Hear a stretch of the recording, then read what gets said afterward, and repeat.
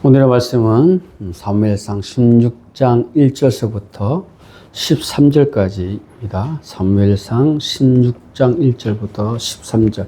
제가 한 절 읽고 여러분이 한 절 읽고 함께 교독하겠습니다. 16장 1절.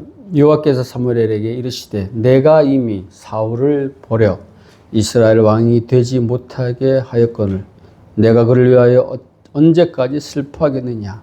너는 뿔에 기름을 채워 가지고 가라. 내가 너를 베들레헴 사람 이새에게 보내리니 이는 내가 그의 아들 중에서 한 왕을 보았느니라 하시니라. 사무엘이 이르되 내가 어찌 너희에게 있으리이까. 사울이 들으면 나를 죽이리이다 하니 여호와께서 이르시되 너는 암송아지를 끌고 가서 말하기를 내가 여호와께 제사를 드리러 왔다 하고. 3절입니다. 이새를 제사에 청하라. 내가 네게 행할 일을 가르치리니 내가 네게 알게 하는 자에게 나를 위하여 기름을 부을지어라. 사무엘이 여호와의 말씀대로 행하여 베들레헴에 이르매 성읍 장로들이 떨며 그를 영접하여 이르되 평강을 위하여 못이 나니까. 5절 이르되 평강을 위함이니라. 내가 여호와께 제사하러 왔으니 스스로 성결하게 하고 와서 나와 함께 제사를 하자 하고 이새와 그의 아들들을 성결하게 하고 제사에 청하니라. 그들이 오매 사무엘이 엘리야를 보고 마음에 이르기를 여호와의 기름 부으실 자가 과연 주님 앞에 있도다 했더니. 7절 여호와께서 사무엘에게 이르시되 그의 용모와 키를 보지 말라. 내가 이미 그를 버렸노라. 내가 보는 것은 사람과 같지 아니하니 사람은 외모를 보거니와 나 여호와는 중심을 보느니라. 8절 읽으세요. 이새가 아비나답을 불러 사무엘 앞을 지나가게 하매 사무엘이 이르되 이도 여호와께서 택하지 아니하셨느니라 하니. 9절 이새가 산마로 지나가게 하매 사무엘이 이르되 이도 여호와께서 택하지 아니하셨느니라 하니라. 이새가 그의 아들 일곱을 다 사무엘 앞으로 지나가게 하나 사무엘이 이새에게 이르되 여호와께서 이를 택하지 아니하셨느니라 하고. 11절 또 사무엘이 이새에게 이르되 내 아들들이 다 여기 있느냐. 이새가 이르되 아직 막내가 남았는데 그는 양을 지키나이다. 사무엘이 이새에게 이르되 사람을 보내어 그를 데려오라. 그가 여기 오기까지는 우리가 식사 자리에 앉지 아니하겠노라.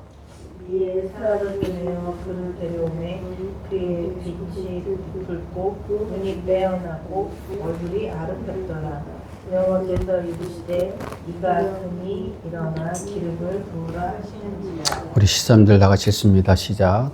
사무엘이 기름 뿔병을 가져다가 그의 형제 중에서 그에게 부었더니 이날 이후로 다윗이 여호와의 영에게 크게 감동되니라. 사무엘이 떠나 라마로 가니라. 아멘. 지난주 사순절 셋째 주였는데 어떻게 기도 많이 하셨나요? 오늘 사순절 넷째 주 시작입니다. 우리를 위해 고난받으신 예수님을 묵상하면서 우리의 시선을 십자가만 바라보고 살아가시기 바랍니다. 오늘 사실 선포된 말씀 중에서 낯익은 구절들이 있죠. 그죠? 네, 낯익은 구절들이 있어요. 7절 보면 여호와는 사람은 외모를 보거니와 여호와는 중심을 보느니라. 그래서 저희도 오늘 설교 제목을 당신의 중심은 이렇게 지어봤습니다. 오늘 말씀 통하여 하나님께서 과연 어떤 사람을 사랑하시는지를 다시 한번 기억하시기 바랍니다. 오늘 본문은 하나님께서 사무엘을 통하여 사울의 기름 부었어요. 즉 이스라엘의 초대 왕입니다. 그 전에 사울 전에는 사사가 나라를 다스렸어요. 그리고 이제 왕을 세웠는데 신전 정치에서 이제 왕정 정치로 바뀔 때의 첫 왕이 바로 사울 왕입니다. 그 사울 왕에게 기름을 붓고 하나님의 영이 임했어요. 그런데 이제 문제가 생깁니다. 사울이 왕이 되고 하나님께 기름 부을 받고 쭉 있는데 사울이 변질됐습니다. 예, 불순종하게 됐습니다. 예, 불순종하였습니다. 예. 그래서 이제 하나님께서 사울을 버리게 되죠. 그것이 1절에 이렇게 나오죠. 여호와께서 사무엘에게 이르시되 내가 이미 사울을 버려 이스라엘 왕이 되지 못하게 하였거늘 내가 그를 왜 언제까지 슬퍼하겠느냐.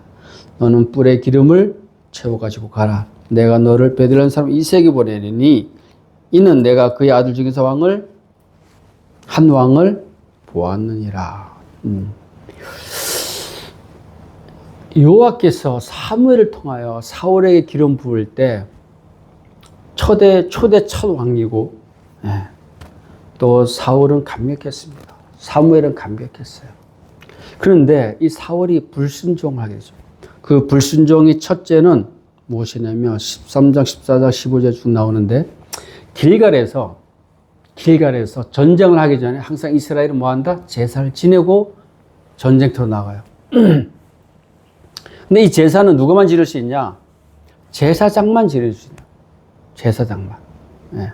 사무엘이 제사를 지내고 가야 되는데 사울이 백성들이 군사들이 막 떠나고 블레셋의 기세가 등등해지니까 급해진 거예요. 급해서 그만 사무엘을 기다리지 못하고 자기가 스스로 제사를 지내버립니다. 그것이 죄악이죠. 하나님께서 분명히 레위 자손 중에서 제사를 지내게 하게끔 명령했습니다. 그 명령을 사무엘이 너무 불안하고 급해서 어겨버리죠.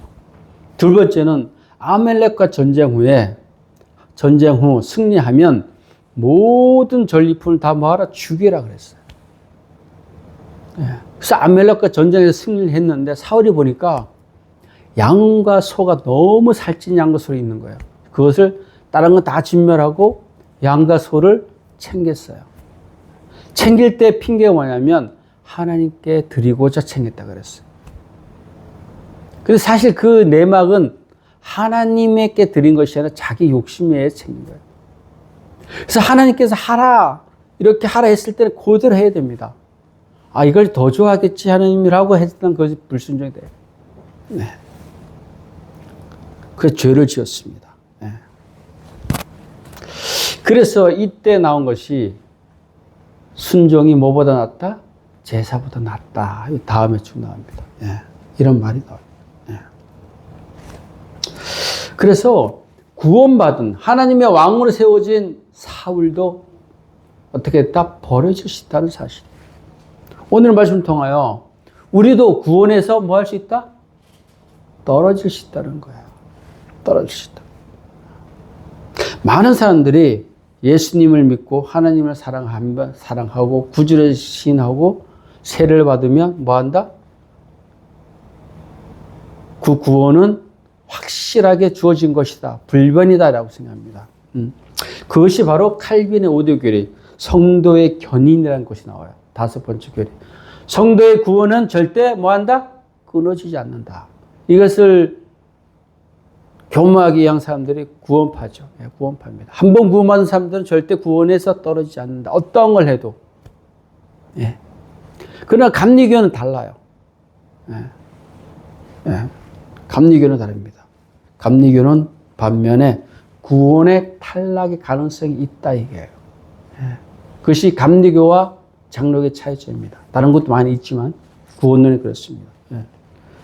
즉 구원을 받은 성도지만 불순종하고 하나님이 원하시는 삶을 살지 않고 죄악의 길을 가면 어떻게 된다?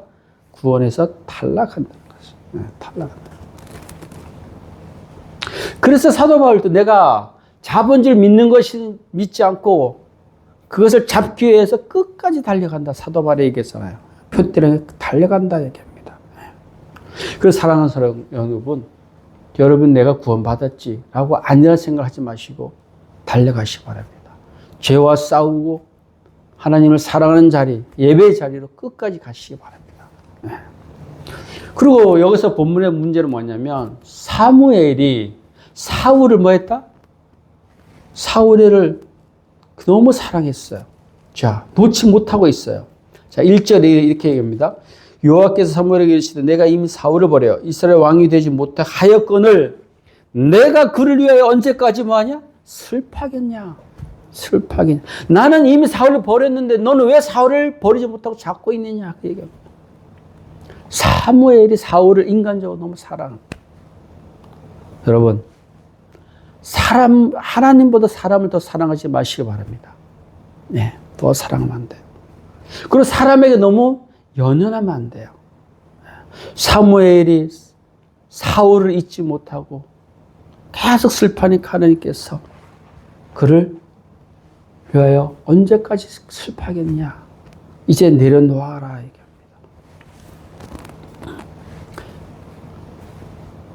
사람을 너무 믿지 마시기 바랍니다. 우리 인생을 살아가다 보면 때로는 뭐 갈 때가 놓을 때가 있어요. 우리 전도서에 배우잖아요. 했잖아요. 잡을 때가 있고 놓을 때가 있는 거예요. 사람의 관계도 똑같습니다. 보내야 될 때가 있고 또 잡아야 될 때가 있어요. 또 우리가 슬퍼해야 될 때가 있고 그만 슬퍼할 때가 있다는 사실입니다. 그리고 오늘 많은 사람들은 뭐가 문제인가? 놓을 때 놓지 못해서 문제가 되는 거예요. 해야 될 때 그 일을 하지 않아서 문제가 됩니다. 이 말을 해야 될 때가 있고 말을 하지 않아야 될 때가 있어요. 말을 해야 될 때 안 하고 하지 말아야 될 때 하고. 많은 사람들이 부귀영화를 놓지 못해서 낭패를 볼 때가 많이 있습니다. 자기 욕심을 내려놓지 못하고 계속 잡고 있어서 낭패 볼 때 많습니다. 우리가 사무엘처럼 사람에게 연연하지 않으시기 바랍니다. 예, 연연하지 않으시기 바랍니다. 과감하게 버려도 돼. 왜? 하나님께 그러잖아요. 내가 사무엘은 버렸고 내가 새로운 왕을 한 사람을 보았다. 저 사람 아니면 안 되라가 아니라 하나님께서 때로는 저 사람을 놓게 되면 하나님께서는 여러분에게 새로운 사람을 뭐 한다? 예비해 주신다는 거예요.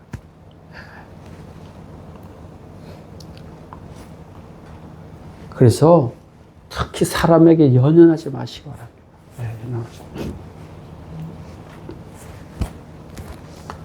그래서 우리가 이 말씀 통하여 사순절에서 뭘 보려면 사울이 옛사람 변했듯이 우리 심령을 한번 바라봐요. 사순절에 우리 마음 안을 한번 깊이 봐요. 내가 예수님을 사랑한다면 신앙생활을 1년, 10년, 30년 했는데 아직까지도 버리지 못한 것이 있느냐? 버려야 된다는 사실이에요. 네. 하나님께서 변질된 사울을 버렸듯이 우리가 우리 안에 있는 죄악들을 우리의 옛사람, 옛자아를 버려야 된다? 우리는 버려야 한다는 사실이에요. 네. 버려야 한다.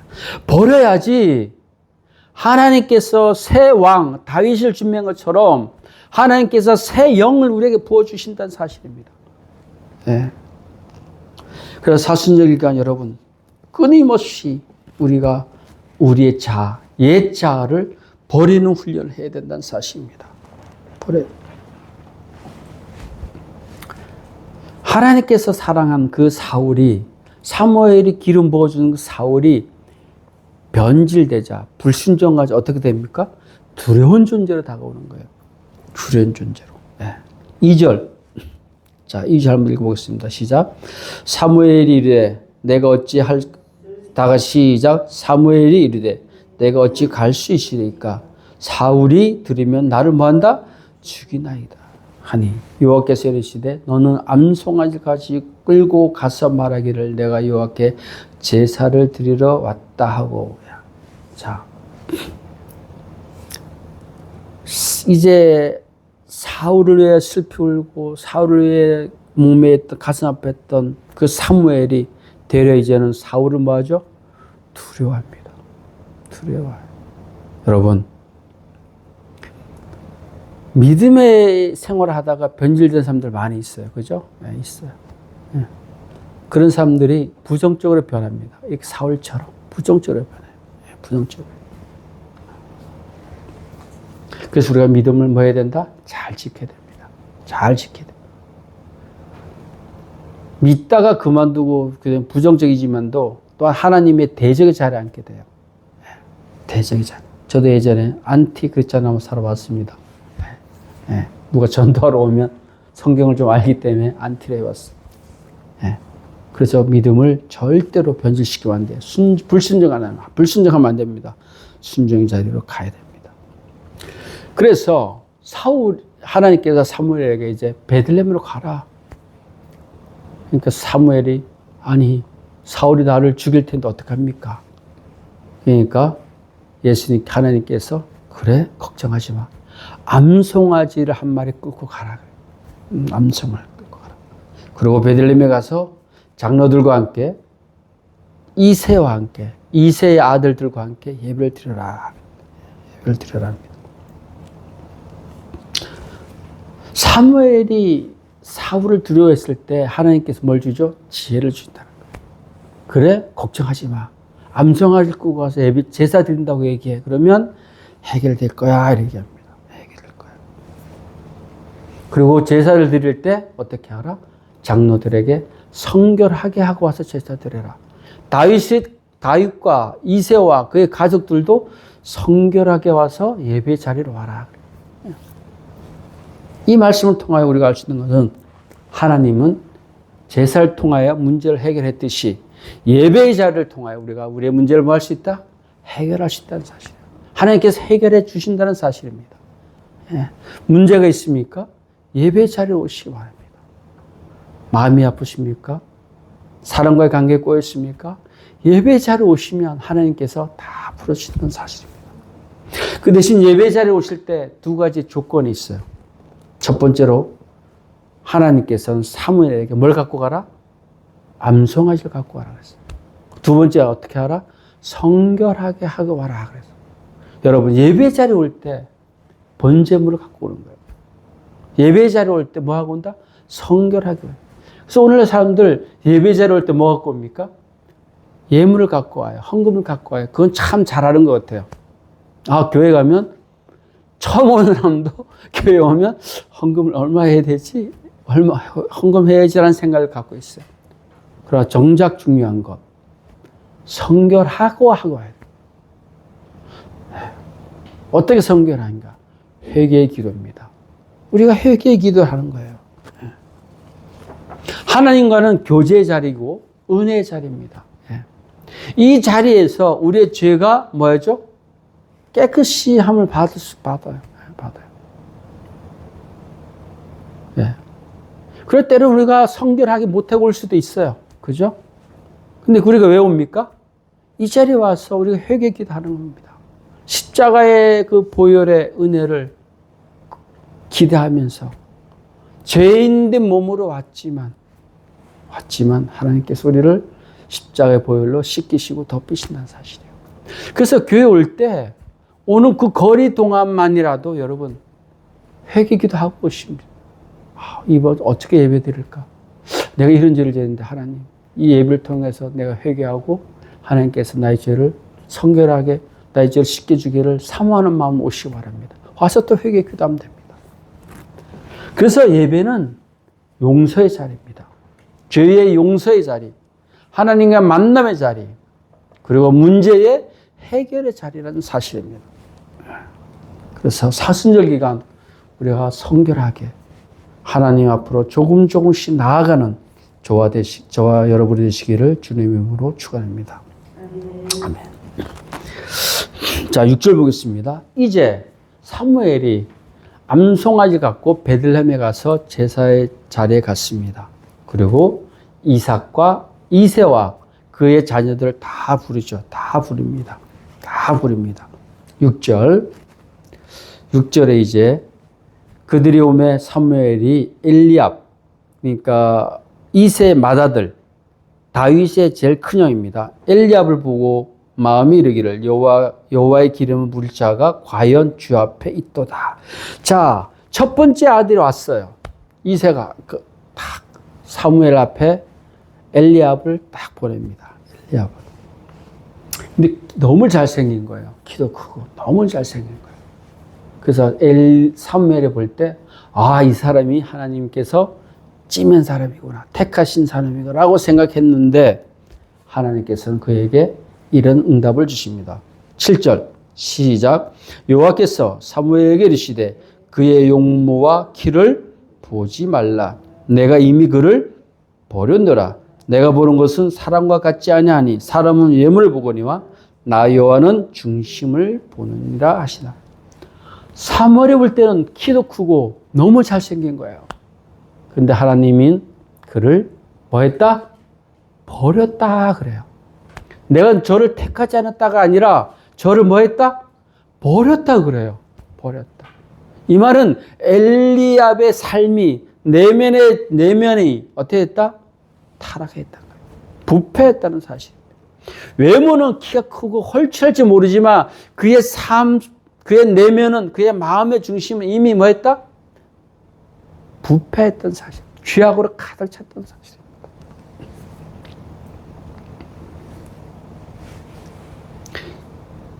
이 엘리압에 대한 표현이 사울에 대한 표현이랑 똑같아요. 그죠? 똑같아요. 네, 6장 1절에 여호와께서 사무엘에게 이르시되 내가 이미 사울을 뭐 했다? 버렸다. 똑같아요, 표현이. 내가 이미 엘리압을 내가 이미 그를 버렸다. 똑같은 표현. 사울처럼 엘리압도 그의 마음이 깨끗하지 않다는 사실입니다. 그리고 누굴 보냅니까? 이제 이새가 둘째 아들 아비납을 탁 보내요. 근데 하나님께서 얘도 아니다. 또 삼마를 보냅니다. 삼마를 탁 사무엘 앞에 세웠는데 이 사람도 아니다. 그렇게 다 여섯을 다 보냈습니다. 다 보냈습니다. 그러고 나서 이제 사무엘이 묻습니다. 누구에게? 이새에게 물어보죠. 이새에게 물어봅니다. 또 누가 없느냐? 막내가 있습니다. 막내. 그를 데려오라. 얘기합니다. 이 본문에서 우리가 알 수 있는 것은 하나님께서는 여러분의 중심을 먼저 본다는 사실이에요. 당신의 중심, 마음 안에는 뭐가 있는가? 사람은 참 못되고 완악하고 교묘해서 자신의 마음을 잘 숨겨요. 그죠? 우리는 저 사람의 마음을 깊이를 알 수가 없어요. 오죽하면 10길의 물길은 알아도 한 길의 사람 속을 모른다잖아요. 사람은 그런 존재입니다. 그래서 사람을 볼 때 여러분, 배우자를 볼든 누굴 볼든 그 마음의 중심을 먼저 볼 수 있는 안목을 길러야 되는 거예요. 안목을 길러야 돼요. 그 내면이 깨끗해야 돼요. 그래서 하나님은 그 사람을 쓰신다는 사실입니다. 우리 신약 디모데 후서 한번 보겠습니다. 신약 디모데 후서 2장 20절. 디모데 후서 2장 20절. 신약 344페이지. 344페이지입니다. 디모데 후서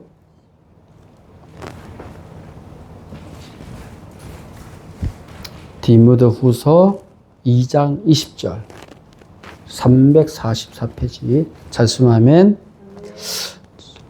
자, 시작. 큰 집에는 금그릇과 은그릇뿐이 아니라 나무그릇과 질그릇도 있어 귀하게 쓰는 것도 있고 천하게 쓰는 것도 있나니 그러므로 누구든지 이런 것에서 자기를 깨끗하게 하면 귀하게 쓰는 그릇이 되어 거룩하고 주인의 쓰심에 합당하며 모든 선한 일에 준비함이 되니라. 어떻게 하라? 우리의 마음을 어떻게 하라? 자기의 그릇을 어떻게 하라? 깨끗이 하라는 거예요. 마음이 깨끗해야 돼요. 마음이 깨끗해. 그래야 하나님께서 쓰신다는 사실입니다. 쓰신다는 사실입니다. 엘리압은 잘생기고 키도 컸지만 그의 마음의 중심에 깨끗함이 없어요. 거룩함이 없어요. 하나님을 사모하고 하나님을 경배하는 마음이 없었다는 사실이에요. 그래서 그를 버렸다. 우리도 우리 마음이 옛사람, 옛자아로 가득 차면 하나님께서 언제 우리를 버릴지 모른다는 사실입니다. 그래서 우리는 끝까지, 우리가 호흡이 멈추는 그날까지 끝까지 달려가야 되는 거예요. 놓치면 안 된다는 사실입니다. 놓치면 안 된다. 그래서 이제 이새가 양을 지키는 다윗을 불러옵니다. 다윗을 딱 불러와요. 그래서 다윗이 사무엘 앞에 딱 섰어요. 사무엘이 다윗을 딱 보니까 오늘의 본문입니다. 자, 12절 보겠습니다. 예. 딱 보니까 본문에 보니까 이렇게 나와 있습니다. 우리 12절, 13절 같이 읽겠습니다. 시작. 이에 사람을 보내어 그를 데려오매 그의 빛이 붉고 눈이 빼어나고 얼굴이 아름답더라. 여호와께서 이르시되 이는 그니 일어나 기름을 부으라 하시니라. 13절 사무엘이 기름을 불병에 가져다가 그의 형제 중에서 그에게 부었더니 이날 이후로 다윗이 여호와의 영에 크게 감동되니라. 사무엘이 떠나서 라마로 가느니라. 하나님 택하신 다윗을 사무엘에 딱 보니까 그의 얼굴이 붉고 눈이 어땠다? 빼하나다. 얼굴이 아름답다. 아니, 하나님은 중심을 보신다며 하나님도 외모를 보시네요? 그렇게 얘기해야 할 수 있잖아요. 그죠? 예, 그래요. 예.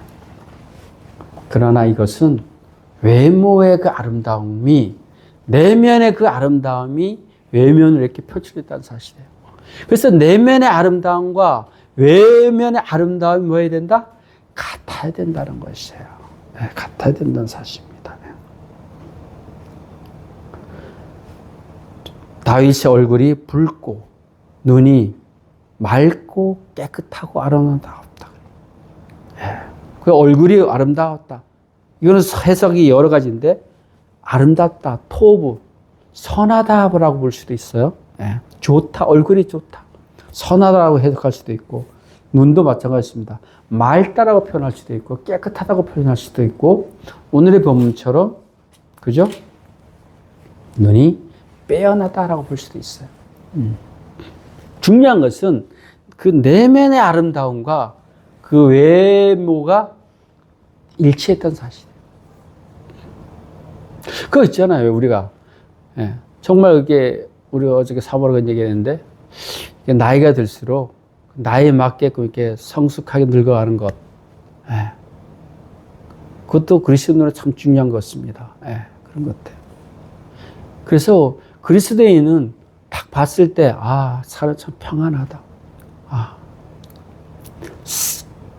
모세가 하나님 만나고 내려올 때 얼굴에 뭐가 났다 그랬어요? 광채가 났다 그랬어요. 하나님이 우리의 중심 안에 있으면 아무리 못생긴 사람도 보는 순간 얼굴에 광채가 난다는 사실이에요. 예. 그래서 중심에 무엇이 있는가가 정말 중요한 사실입니다. 그리고 사무엘이 다윗에게 이제 기름을 쫙 부어요. 예. 기름을 쫙 붓자 어떤 일이 벌어집니까? 다윗이 여호와의 영에게 뭐했다? 크게 감동되었다.